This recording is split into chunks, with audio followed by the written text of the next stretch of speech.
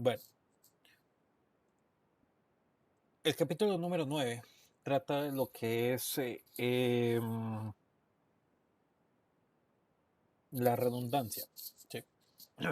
Entonces, si nosotros hablamos de redundancia, primero, ¿qué es lo normal en una red? Lo normal en una red es que tengamos nosotros por aquí un ISP, ¿sí? Del ISP va a estar conectado a un firewall o a un router, del router va conectado a un switch y del switch pues se distribuye a los switches de acceso, digamos. ¿Sí? Eso es lo que tendríamos. En base a la conectividad, entonces tendríamos algo como esto. Esa sería una red relativamente simple. ¿Sí? Ok. Entonces, ¿qué va a pasar si, por ejemplo, nuestra red es una red importante y resulta de que este enlace falla? O bueno, resulta de que este enlace falla. ¿Sí? ¿Qué tenemos que hacer para que si nosotros se afectó esa parte de la red, podamos darle redundancia o podamos hacer que se busque una salida adicional? ¿Sí? Entonces vamos al tema de redundancia. Entonces, por ejemplo, tal vez necesitaríamos otro router acá, ¿sí?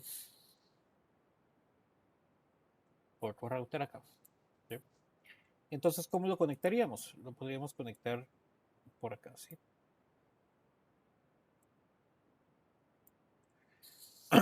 Entonces, si este link falla, entonces la idea del tráfico que se vaya para acá, ¿sí? Ahora, ¿qué pasa si este switch falla? Aunque tengamos esta redundancia acá, entonces prácticamente tenemos otro punto de falla, ¿sí? Bien. Entonces, nos tocaría poner otro switch por acá, ¿sí? Y entonces podríamos empezar a buscar cuál sería la mejor forma de conectarlo. Por ejemplo, podría conectar de aquí para acá, de aquí para acá, de aquí para acá, ¿sí? Y si yo le quisiera dar redundancia a los nodos finales, entonces tal vez podría hacer esto, por ejemplo, ¿sí? ¿Ya?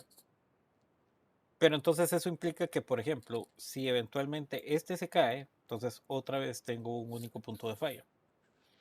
Entonces, ¿cuál es el tema? El tema es que yo trato de buscar la redundancia y siempre que voy a buscar la redundancia, ¿qué va a pasar? Siempre que hablo de redundancia, siempre voy a hablar de un costo adicional. ¿Por qué voy a hablar de un costo adicional? Porque a la final yo necesito tener más equipo, más conexiones, más enlaces, ¿ya? Entonces todo eso es un costo, ¿ya? Equipo o cableado, siempre va a haber un costo adicional. Bueno, imaginémonos entonces que logramos generar y ya tenemos toda esta estructura redundante. Ahora, por ejemplo, ¿qué pasaría si yo, por ejemplo, tengo una PC acá?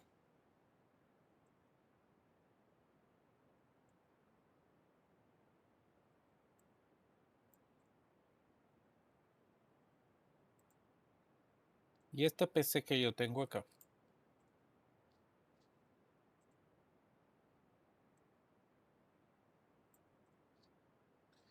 va a tener... ¿Qué tiene esta dirección? Esta máquina. Tiene una IP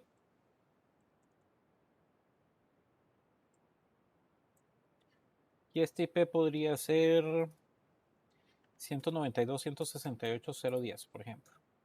Subnet mask 255.255.255.0 y gateway sería 192.168.0.1. ¿Sí? Y la punto 1 va a estar acá. Bueno, de hecho la 192.168.0.1.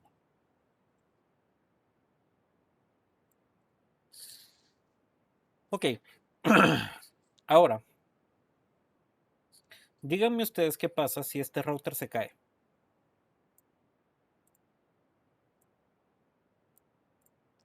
Si este router se cae, mi máquina, ¿qué servicios se van a afectar?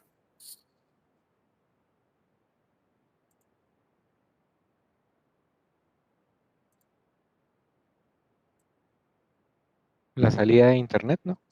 Correcto. Si por ejemplo yo tuviera aquí otra máquina y esta máquina tuviera vamos a poner en 192.168.0.20, subnet más 255.255.255.0 y el gateway 192.168.0.1. ¿Sí? ¿Ya? Pero la idea de tener este router acá es que estas máquinas pudieran salir, ¿sí? Si este se afecta, yo pudiera usar este router para poder salir, ¿sí? ¿Cuál es el punto? El punto está en que si este se afectó, el gateway aquí se afectó. Ahora, ¿qué necesito hacer, ¿sí? Para que ahora la máquina salga por aquí? Entonces tendría que poner el gateway acá. Ahora va a ser este el 192.168.0.1, ¿cierto? Entonces al poner el gateway acá, entonces estas van a salir por acá, ¿sí? Ahora, ¿qué pasa si este router vuelve a regresar? ¿Sí? ¿Qué pasa si este router vuelve a regresar? Y yo todavía tengo conectada esta dirección ahí. ¿Qué va a pasar? Pues va a haber un conflicto de IPs, ¿no? Duplicarse. Correcto. Ujú. Así es. Entonces, ¿eso qué implicaría? Eso implicaría que yo pudiese jugar con los dos routers, pero puedo jugar hasta cierto punto porque tengo que tener hasta cierto punto control. Entonces, por ejemplo, este va a levantar, pero yo lo que voy a hacer es probablemente tener el cable desconectado acá, por ejemplo. ¿Para qué? Para que este levantó y este sigue ahí. Entonces, ¿qué tendría que hacer? Entonces, conecto este cable y desconecto este cable. ¿Para qué? Para que ahora todo el tráfico, en vez de irse para acá, se vaya por acá. ¿Cierto? O sea, para no generar esa duplicidad de direcciones IPs. O, ¿qué otra opción podríamos tener? Por ejemplo, en vez de que esta fuera la 192.168.1, o sea, por ejemplo, aquí podría poner 192.168.0.2, por ejemplo. ¿Sí? O sea, aquí no voy a crear duplicidad de direcciones, ¿ya? Porque esta es la punto 1 y esta es la punto 2. Pero si pongo la punto 1 aquí y la punto 2 aquí, ¿contra qué problema me voy a enfrentar? Me voy a enfrentar a que todas las máquinas tienen de gateway la punto 1, no la punto 2. Entonces tendría que cambiarles a todas las máquinas de gateway a la punto 2. ¿Cómo podría hacer eso? Con un DHCP. Ok. Pero Entonces tengo otra pregunta. tendría que entrar al DHCP, configurarle el DHCP, el gateway punto 2 y hacer un release en cada una de las máquinas para que pueda volver a asignar la IP con el gateway punto 2. Nada más tengo una pregunta. Ujú. Generalmente en PCs, cuando yo estaba de NetAdmin, me recuerdo que a veces le podíamos poner uno, dos, tres DNS, ¿no? O sea, el DNS privado y luego un DNS público. No sé si acá en los routers yo puedo poner default gateway tal y luego también default gateway 2 tal. Entonces, si uno no responde, automáticamente se va a ir por el otro. Ok, la respuesta es no, no se puede. Ok. O sea, el gateway es el gateway. ¿Sí? Entonces, por eso te digo, entonces tendría que entrar al DHCP, asignarle la punto 2 y volver a hacer todo ese relajo. ¿Ya? Entonces, yo estoy buscando una solución que sea fácil, ¿sí? rápida y eficiente. ¿Sí?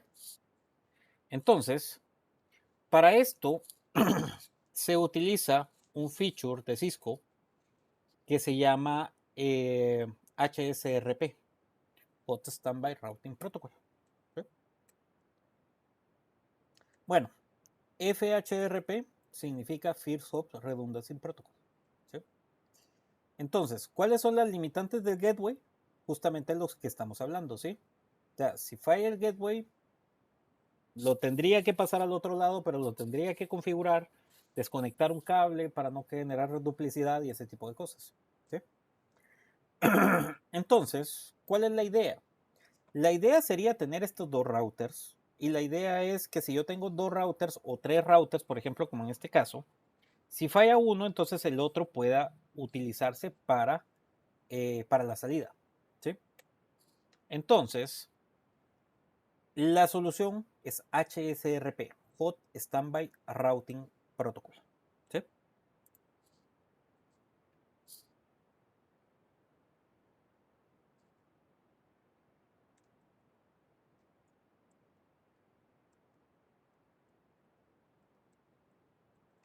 Hot Standby Routing Protocol. ¿Sí?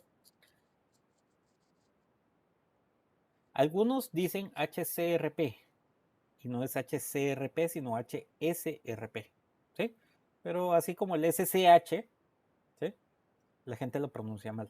Pero bueno, independientemente de eso, estamos hablando de esto. ¿Sí? Es un protocolo que nos sirve para darle alta disponibilidad al gateway. ¿Sí? Para eso sirve. Importante. Hot Standby Routing Protocol es propietario de Cisco. ¿Sí?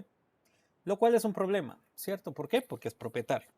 El estándar abierto de HCRP, es decir, el equivalente, es BRRP, que es Virtual Redundancy Protocol. Si no me recuerdo. Vamos a ver, déjenme ver si está por aquí. Ah, no está aquí. BRRP.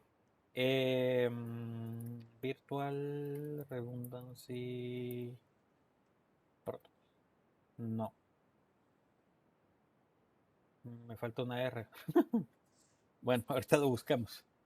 Routing, ¿no? Redundancy Routing. Supongo. Yo también creo que sí. Por... Virtual Router Redundancy. Virtual Router Redundancy. Gracias. Estamos ahí adivinando. Router Redundancy Protocol. ¿Sí?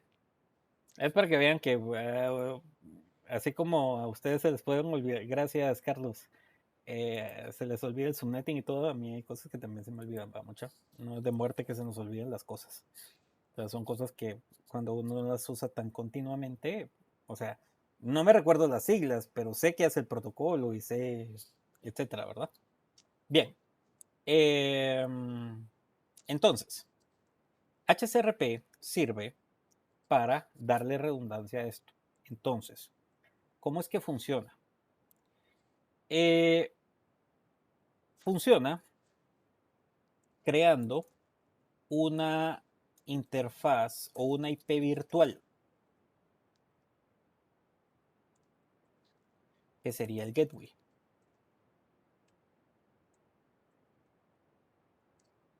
Esta IP virtual es acompañada de una IP física para la redundancia. ¿Sí? Ahora se los explico. Entonces, ¿qué es lo que va a pasar? Lo que va a pasar es que normalmente el gateway es la punto 1, ¿cierto?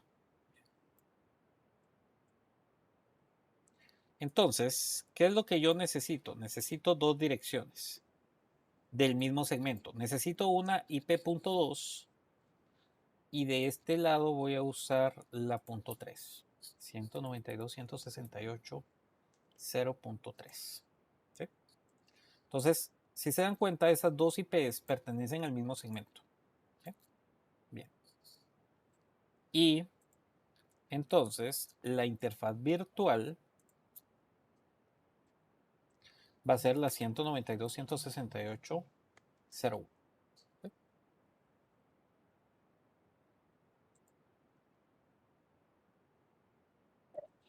Y que nada más para estar claro, quiere decir que yo en mi DHCP voy a configurar como el default gateway la .01, que es la virtual, Ujú.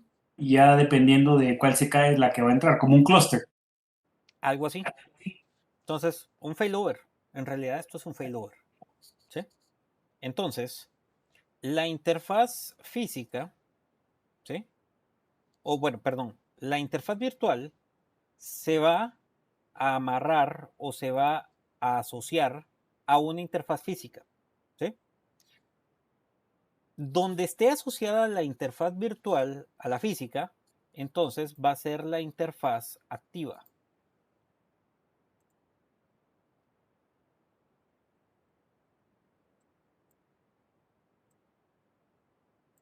Y la interfase donde no esté asociada la interfaz virtual sería la standby. ¿Sí? O la secundaria, como quieran llamarle. ¿Sí? Estamos. Entonces, mis máquinas siempre van a apuntar a la punto 1. ¿Sí? Entonces, ¿cuál es el proceso?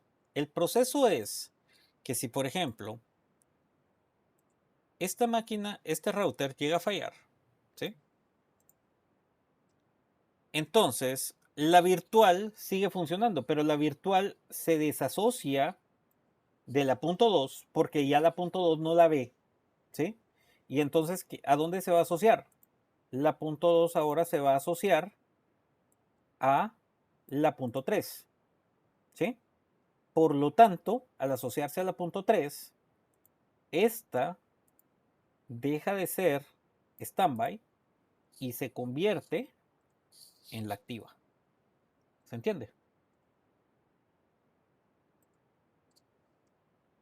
Entonces, ¿por qué nunca la pierdo? Porque la interfaz virtual, digamos que se pimponea entre las interfaces físicas. Si aquí hubiera un tercer router, pasaría eso. Entonces habría activa, standby, standby. Este falló, este se convierte en activo y el otro sigue en standby. ¿Sí? Depende. ¿Sí? Esa es una buena pregunta. La pregunta que nos hace Carlos.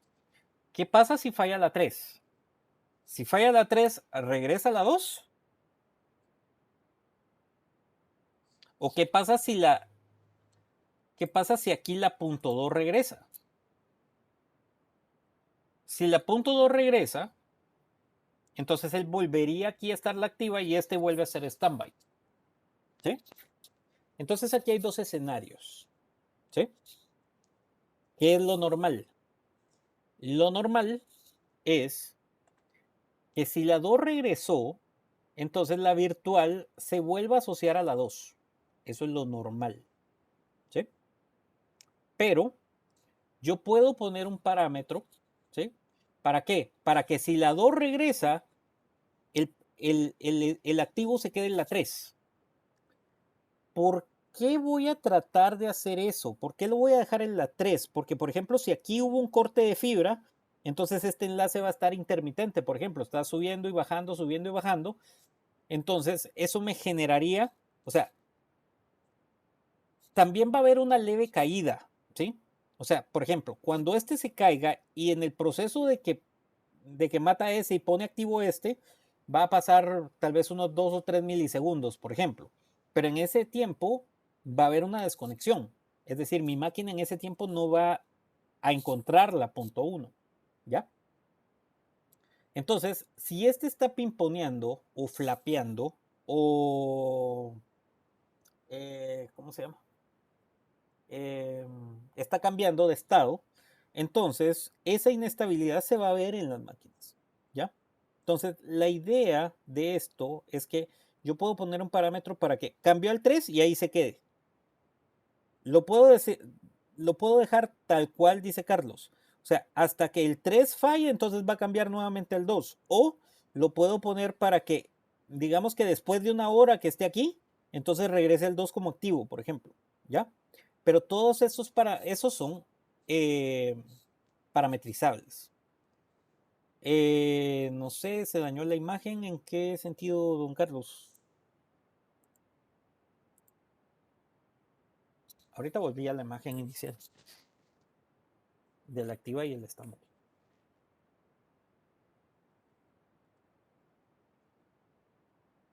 Bueno, ¿me entienden?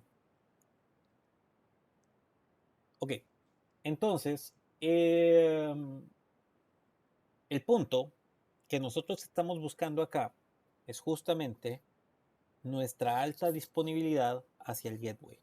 ¿Sí? Entonces, como les digo, no importa si son 2 o no importa si en este caso, por ejemplo, son 3. Vamos a ver. 3, ¿sí? O sea, la cantidad de routers que sean, ¿sí?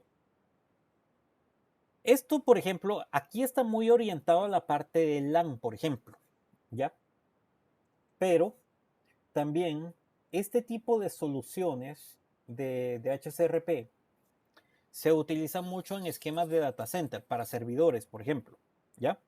Entonces, yo puedo tener un HCRP de un servidor, ¿para qué? Para que apunte a un gateway. Entonces tendría la IP 1 acá, la IP 2, la 2 acá, la 3 acá y el gateway sea la 1, por ejemplo, ¿ya? Y de este lado voy a tener mis servidores. Entonces, si se cae el gateway acá, pasa este, entonces por un tema de alta disponibilidad, ¿sí? Incluso viceversa. A veces, por ejemplo, los servidores tienen la particularidad de manejar el HCRP. Por ejemplo, tengo 2 servidores físicos conectados a través de un cable interno para hacer un clúster. Entonces, ellos pueden, por ejemplo, tener esas funcionalidades también, ¿ya? Pero como les digo, estas son cosas que eventualmente funcionan mucho en esquema de data center. ¿Sí? Preguntas.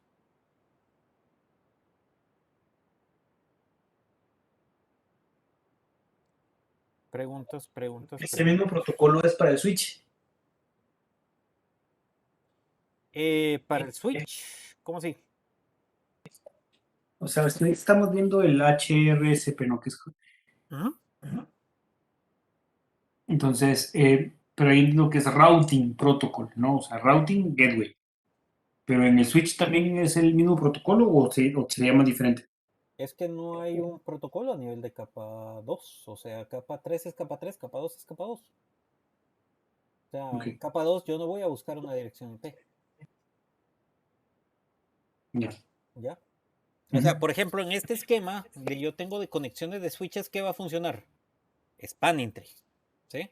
Entonces, ¿qué va a venir Spanning tree? Va a bloquear algunos puertos. ¿Para qué? Para evitar lo del loop. Eso fue lo que vimos en las clases anteriores. Pero Spanning tree nada tiene que ver con HCRP. Independientemente si, por ejemplo, Spanning tree bloqueó alguno de los puertos, o sea, al final el gateway, no importa dónde esté, la máquina va a llegar a su gateway. Pero el llegar al gateway, eso es función de capa 2, o sea, no de capa 3. ¿Ya? O sea, capa 3, capa 3, capa 2, capa 2. Entonces, HCRP sirve capa 3. ¿Estamos? O sea, no vamos a tener un gateway en capa 2 porque no usamos MAC para gateways. Usamos IP. ¿Ya? Bien. Eh,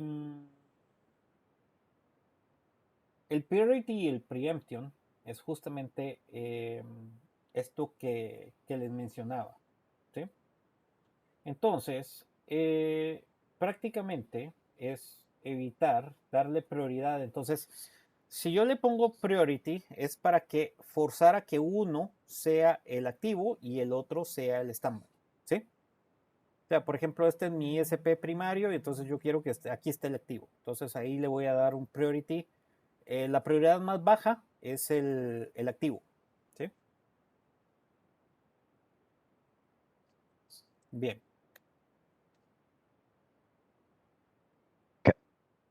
Una consulta. Sí. Para que eso funcione, ¿los routers tienen que estar directamente conectados entre sí o no es necesario? Es una excelente pregunta, estimado. En realidad, la respuesta es, no tienen que estar directamente conectados, ¿sí? O sea, en realidad yo conecté esto, ¿sí? Entre ellos dos, pero en realidad este enlace no debería, no es obligatorio que exista, ¿sí?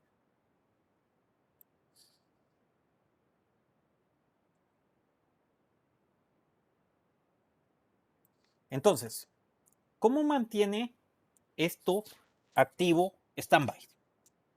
¿Sí? Esto lo mantiene a través de una comunicación a nivel de capa 2. Entonces, ¿se recuerdan que nosotros hemos hablado de multicast? Entonces ellos envían paquetes de multicast o un paquete de hello, ¿sí? O un paquete de control entre ellos dos. Entonces, él envía el activo, le envía el standby, le envía el standby, le envía el standby, ¿sí? Si este link fallara, ¿sí? Entonces el mensaje que le está llegando al otro, que es como un keep alive, entonces le deja de llegar. Al dejarle de llegar, esto se convierte de standby a activo, ¿sí? Entonces, no tienen que estar directamente conectados, ¿sí? Pero sí tienen que tener conectividad a nivel de capa 2 entre ellos, ¿sí? O sea, yo puedo pasar 3, 4, 5 switches ahí de por medio, ¿sí? Pero sí tiene que haber conectividad a nivel de capa 2. O sea, sí necesito hacer ping entre la punto 1 y la punto 2 para que ellos se puedan ver. Ahora, ¿qué pasaría si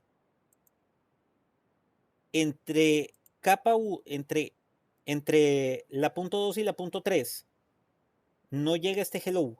¿Qué creen ustedes que pasaría?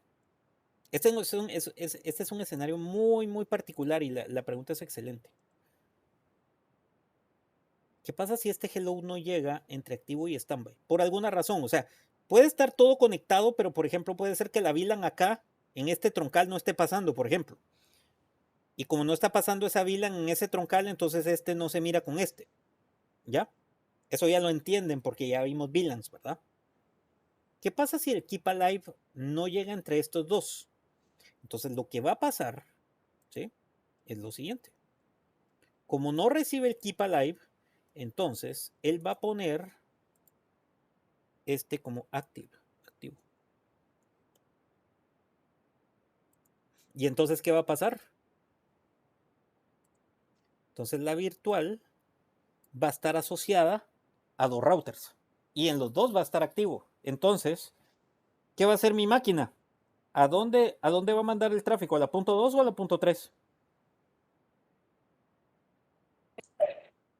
A la punto 1 porque es la virtual, ¿no? Sí, pero la punto 1 está asociada a las dos. Entonces, ¿a dónde lo va a mandar? Pues a las dos. No, no lo puede mandar a las dos. Solo lo puede mandar a una.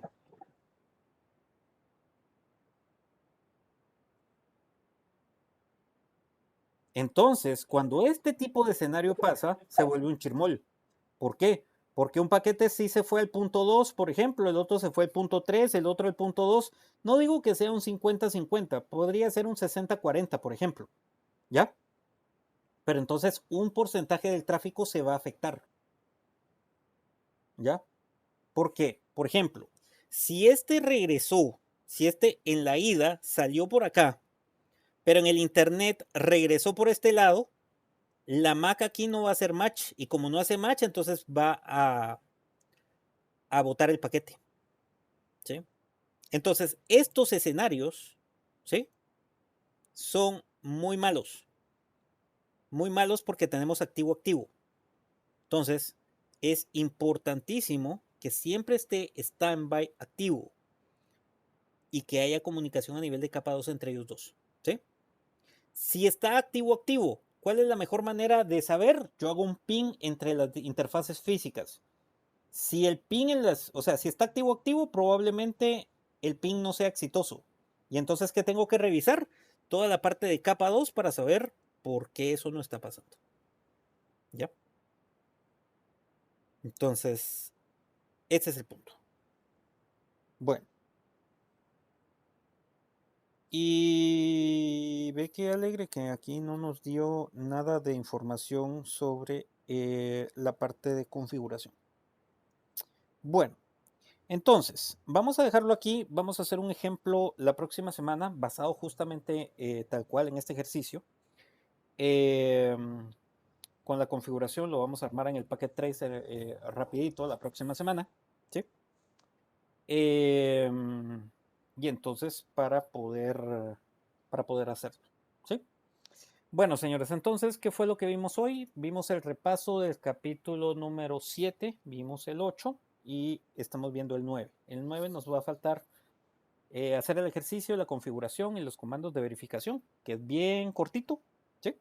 No son muchos comandos, son como 3 comandos nada más, un par de comandos de verificación y nada más, ¿sí? Eso lo vamos a ver en la próxima clase. Entonces, la próxima clase estaríamos viendo, ¿qué nos tocaría? 10, 11 y de ahí 12, 13. Y con eso estaríamos terminando el material porque el otro 14, 15, 16 fue lo que vimos de rutas estáticas. ¿Sí?